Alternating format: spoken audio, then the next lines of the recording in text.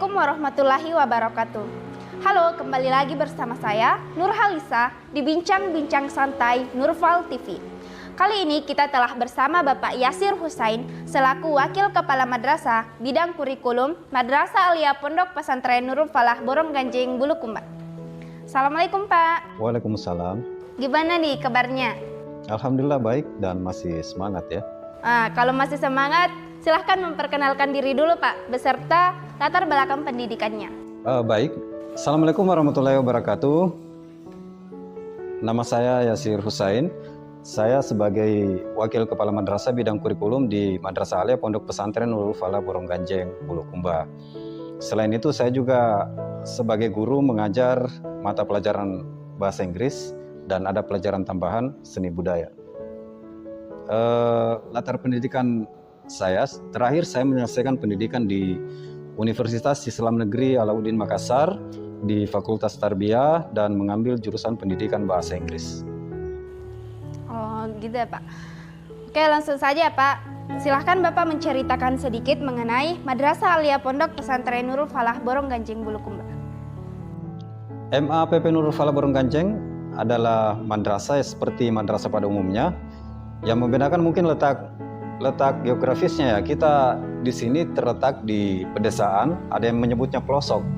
Tapi secara umum seperti madrasah pada umumnya menjalankan kurikulum pemerintah. Cuma kita di sini punya program-program tersendiri. Salah satu yang paling menonjol adalah kita mengerahkan peserta didik untuk meningkatkan kemampuan mereka di bidang literasi.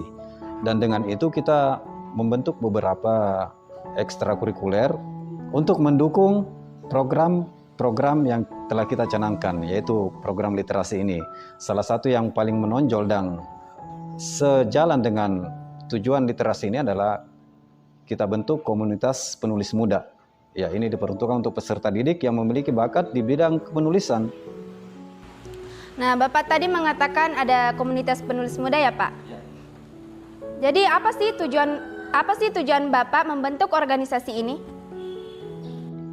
Kalau tujuan secara umum tadi sudah disebutkan ya, untuk meningkatkan kemampuan literasi peserta didik. Tapi awal terbentuknya komunitas ini kan berawal dari kami melihat ada beberapa peserta didik yang memang hobi menulis. Saya telusuri di media-media sosial mereka memang sering menulis apa saja ya.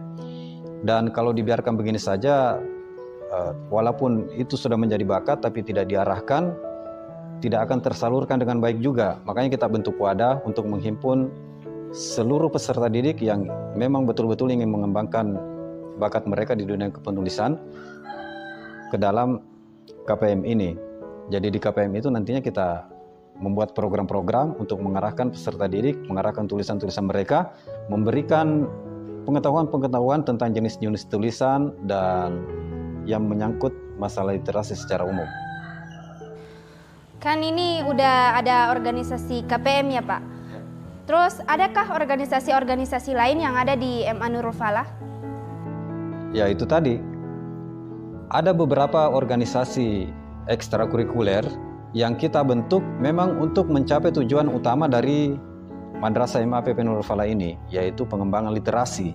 Pengembangan literasi secara menyeluruh ya kepada seluruh peserta didik. Kalau organisasi selain KPM tadi yang berhubungan langsung dengan literasi masih ada pers madrasah. Kalau pers madrasah kan otomatis berbicara tentang jurnalistik, dan di dunia jurnalistik ini ada banyak hal-hal yang berkaitan dengan literasi. Contohnya kalau kita arahkan peserta didik untuk menulis berita, ini kan dunia menulis lagi, terus reporter, liputan, wawancara, interview dan lain-lain sebagainya, semua itu menuntut peserta didik untuk mengeksplorasi bakat mereka di bidang literasi. Terus yang kedua tadi ada sanggar seni. Sanggar seni ini kan wadah untuk mengembangkan kemampuan diri terhadap bakat apapun yang dimiliki oleh peserta didik, baik itu di bidang acting, puisi, komedi, dan sejenisnya. Dan ini pun memerlukan pemahaman literasi yang memadai. Wah, keren banget ya Pak organisasi-organisasi yang ada di Nurul Falah ini. Seperti yang Bapak tadi bilang, peserta didiknya diarahkan untuk menulis berita seperti itu. Berarti para peserta didiknya udah jago-jago nih nulis beritanya. Ya, kita tidak mengatakan jago ya, tapi alhamdulillah sudah ada yang bisa dan mereka sudah berani tampil sebagai pers walaupun di tingkat pelajar. Nah, kan di Nurul Falah ini ada beberapa organisasi ya Pak. Lalu bagaimana sih antusias para peserta didik mengenai organisasi-organisasi ini? Kalau kita mengatakan seluruh peserta didik antusias, ya itu tidak mungkin ya. Tapi kita memandang secara umum ya, semua peserta didik yang telah terjun langsung ke ekskul yang mereka pilih, itu mereka antusias, walaupun belum semuanya terjun ke situ. Maksud saya begini, setiap peserta didik yang benar-benar ingin belajar, terus memilih ekskul sesuai kesukaan mereka, hobi mereka, bakat mereka, itu mereka antusias ya. Antusiasnya bukan karena langsung bisa, bukan karena langsung ahli, tapi mereka tahu di mana mereka harus memulai dan mereka juga tahu bagaimana caranya berproses. Dan di proses memulai itu dan pada saat mereka meraih sedikit demi sedikit dari bakat mereka, itulah yang membuat mereka antusias dan tertarik. Dan memang kalau untuk usia pelajar, disitulah seninya ya, ada tantangan-tantangan tersendiri. Oh, seperti itu ya Pak. Selanjutnya dalam menjalankan program-program yang ada di Nurul Falah ini, adakah kendala yang Bapak dapatkan? Kalau soal kendala pastinya ada ya. Dimanapun kita memulai bergerak pasti ada saja rintangan. Tapi saya memandang kendala itu sebagai seni daripada bergerak. Ketika kita bergerak tidak ada kendala, artinya kita sudah berhasil sebenarnya. Jadi untuk apa lagi usaha kan? Cuma yang kita butuhkan bagaimana cara kita mengatasi kendala itu. Ya kita berikan solusi yang proporsional, yang sesuai dengan kendala yang ada. Jangan sampai kita membutuhkan air hangat yang kita berikan air dingin. Ya itu yang salah ya. Ya jadi pasti ada ya Pak kendalanya. Terus bagaimana nih cara Bapak dan teman-teman guru yang lain menghadapi kendala-kendala tersebut? Kalau untuk persoalan ini sih saya bagi menjadi dua ya. Ada mungkin kendala yang sifatnya ringan, ada yang berat. Dan kalau yang ringan biasanya secara individu, ada teman-teman guru yang bisa mengatasi secara langsung pada saat kendala itu muncul, itu bisa langsung diatasi. Tapi kalau kemudian kendala itu agak sulit dan ini dampaknya sudah menyeluruh ke peserta didik secara meluas, itu mungkin kita butuh diskusi, kita berembuk bersama teman-teman guru, mencari solusi yang seperti yang saya katakan tadi, yang proporsional, yang sesuai berdasarkan kendala yang ada. Intinya setiap kendala yang hadir, kita berikan solusi yang benar-benar sesuai. Dan ketika kendala ini sudah tidak terasa lagi sama peserta didik, ya kita merasa kendala ini sudah teratasi. Kita lanjut lagi. Ya memang ada-ada saja Pak kendala yang dihadapi. Kan tadi Bapak telah menyebutkan beberapa organisasi nih. Apakah ke depannya Bapak masih akan membentuk organisasi-organisasi lain di Nurul Falah? Kalau secara pribadi, saya ingin terus berinovasi. Dan tentu ini juga menjadi keinginan teman-teman guru untuk mengembangkan sekolah ini lebih maju lagi. Tapi kalau untuk saat ini melihat kegiatan-kegiatan eskul yang ada, itu sudah sesuai ya, dan ini masih butuh kita kembangkan. Maksudnya kegiatan-kegiatan ekstrakurikuler yang ada sekarang, itu sudah cukup menampung bakat dan minat siswa yang ada sekarang.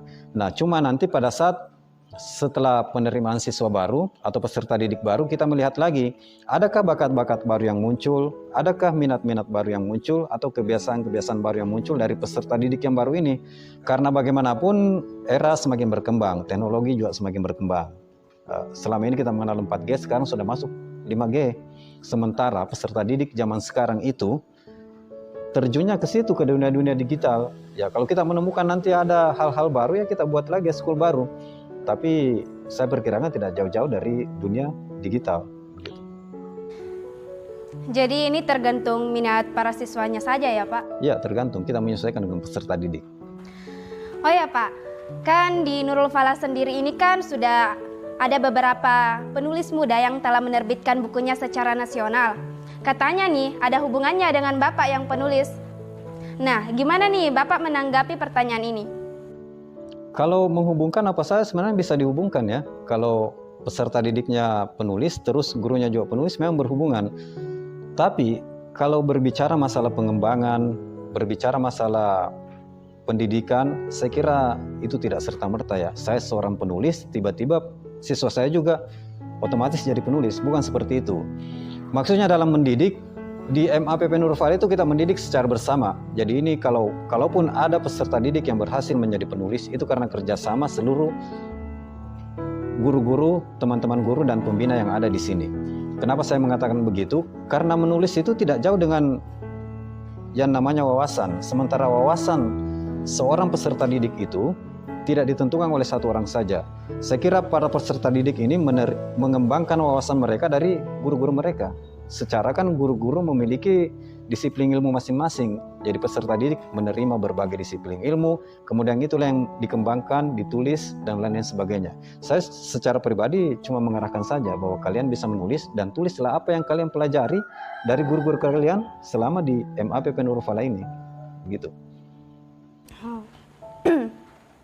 Nah, karena sekarang kita sedang berbicara tentang kepenulisan nih Pak, boleh dong Bapak membagikan tips-tips untuk menjadi penulis kepada peserta didik, terutama bagi anak-anak muda seperti kami. Ya, kalau masalah tips saya kira banyak sekali ya, karena setiap penulis itu pasti memiliki ciri khas tersendiri.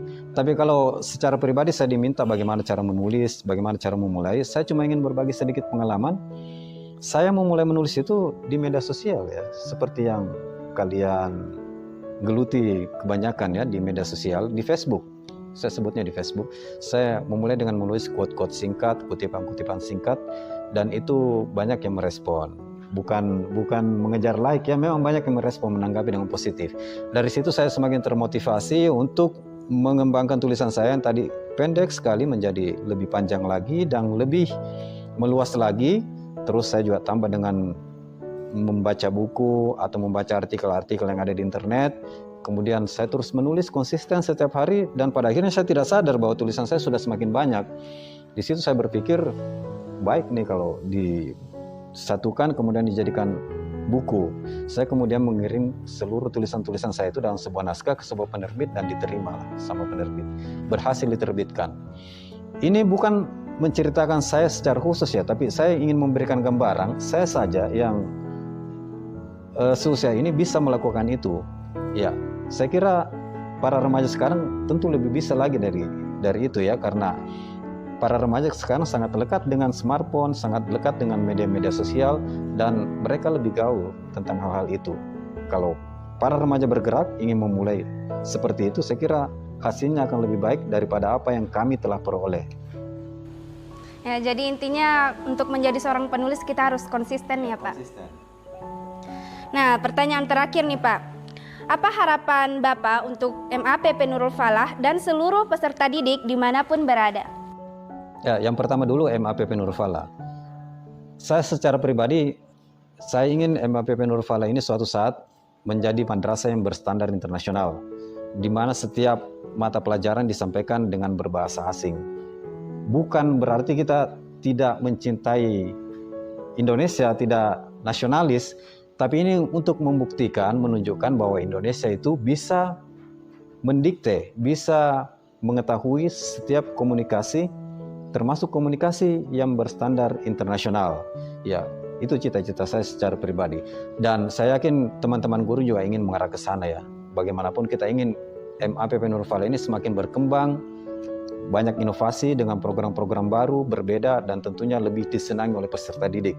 Selain itu kita ingin menjadikan MAPP Nurul Falah ini sebagai tujuan utama dari para penuntut ilmu untuk mengembangkan pendidikan mereka, termasuk orang-orang tua mereka. Terus yang kedua, untuk para peserta didik, saya cuma berpesan kepada para peserta didik yang saat ini kelas 9 baru menyelesaikan pendidikannya di sekolah menengah pertama. Ayo gabunglah bersama kami di MAPP Nurul Falah. Lanjutkan pendidikan di sini, kita belajar bersama dengan eskul-eskul yang ada.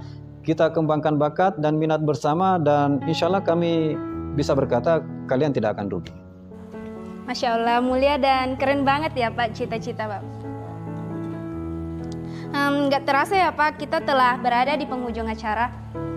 Terima kasih Pak telah berkunjung ke studio kami. Oke teman-teman, itulah tadi bincang-bincang santai kita bersama Bapak Yasir Husain. Sampai jumpa di bincang-bincang santai berikutnya. Wassalamualaikum warahmatullahi wabarakatuh.